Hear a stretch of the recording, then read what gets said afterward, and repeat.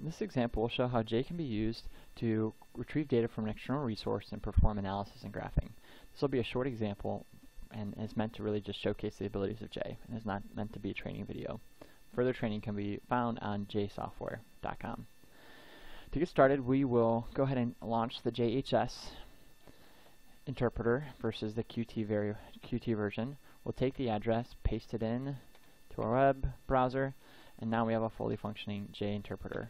We can do a very simple hello world. For this example, we'll need to create a file since it'll be a longer example. So we'll go to link jfile, and we'll create a new file. And we'll rename that file to be stocks.js. We'll launch the file by double-clicking on it, and now we have our file. Our goal is to retrieve stock prices from Yahoo and do some graphing. So we need a couple libraries, so we'll load those libraries in by using the load statement. So we'll grab load web get HTTP. We need to be working with CSV data, and we need to be working with, and we'll be using plotting. To run this, we can hit escape R. Now we have it, and we can type get HTTP google.com, for example, to demonstrate that it's working. Our URL will be from Yahoo, which is iChart.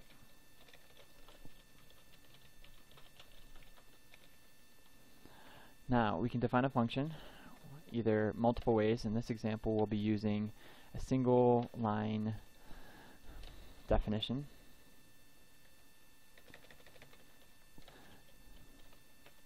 And so J executes from right to left, so we're saying concatenate the supplied variable, which is y, x and y. This is a monad, so it'll be y, with URL. We'll call get HTTP on it, and we'll turn it into a CSV. We can test this out by going back to the interpreter and typing Microsoft. Now we can see Microsoft stock prices. We may be interested in getting multiple at once, so we can define quotes and say quote each of DAL and UAL, and now we'll retrieve 2 quotes back. We can test that by typing how many quotes do we have. We can see the first quote by using this to get the first quote, and we can get the first row of the quote by typing the same. So this is saying get me the first row of this array. This is saying get me the first row of that array, which in this case is the header. We may be interested in working with these independently, so we can do that with a single line definition of assigning these variables to the result of that.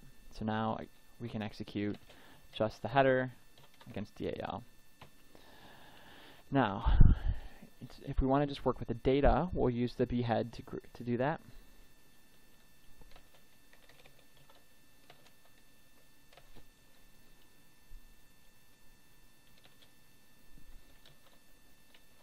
So now we have just the data.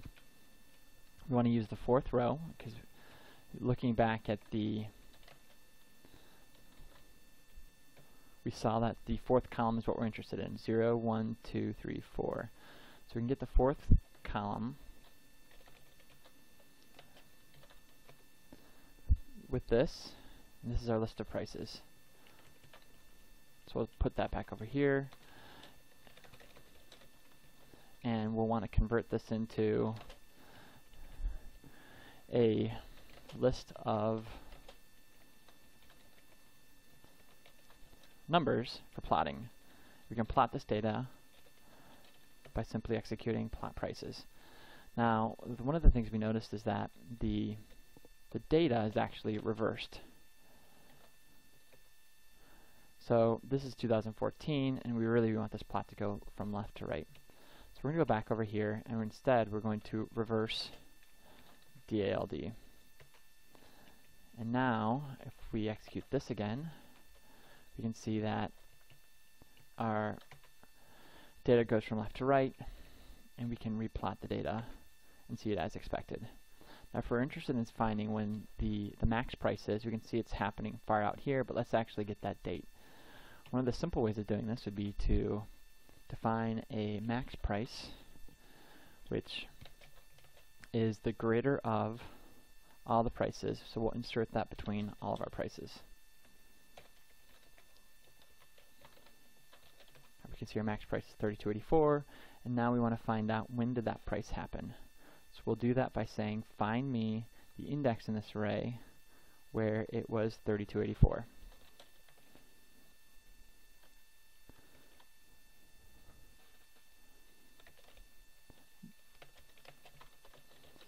Which is 1692, and we can say get me the actual full row from this using, we can see that happened on January 22nd, 2014. We're going to move a little bit faster now and pull all these pieces together. Our next goal is to plot multiple tickers at once. To do this, we're going to use the plotting function. And so let's start going. We know that we need to plot a price, and this will be new here, but to plot multiple prices we want to use the PD command to do this. And as before, we need to reverse the list of values. For our list of tickers, we're going to use another monad, which will take a list of tickers. And just to make it a little bit cleaner, we'll do it like this, PD reset, and now we need to specify the key. And to specify the key, we need to take that list of tickers and concatenate it into, so this looks like a lot of syntax here. So let's check this out to see what it looks like. So if our tickers were, let's say, UAL and DAL, here's our tickers. We want to specify a key that looks like this. So that looks like it's working, and we'll get our quotes, again using that same type of approach. Then we'll get our prices using the same approach we used before, converting it to numeric, dropping the first from the fourth column from each of the quotes, and then we will plot those prices. So we're going to execute that plot price function for each of the prices, and then we're going to show the plot. So a lot going on here, but let's see if it works. So now we'll do plot tickers, let's say Microsoft, UAL, DAL, and JetBlue.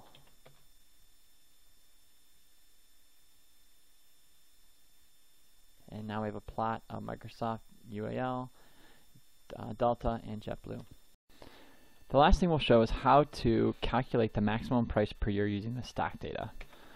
So we had our DALD data, and we want to take that first column and group by that first column.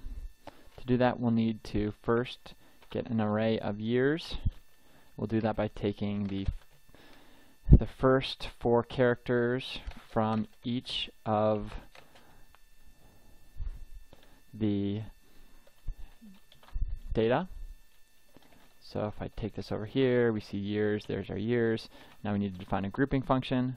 We'll do that using a dyad that takes the nub and finds it in the supplied array and then groups it. So this looks like a lot of stuff going on here, but we'll give it a test here. So with this, we should be able to do we had our prices, so we should be able to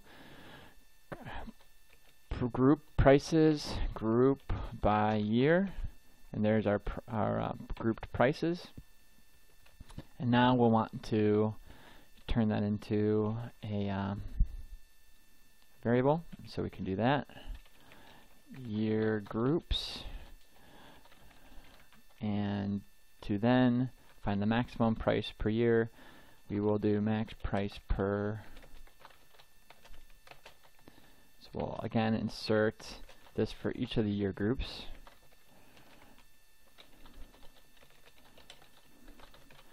And now we'll go ahead and plot this data by doing plot. We'll first create a year keys. Year keys, because we want to have a distinct list of the years, so we can do that by, there's our years, and so we can now plot our year keys with our max price per year.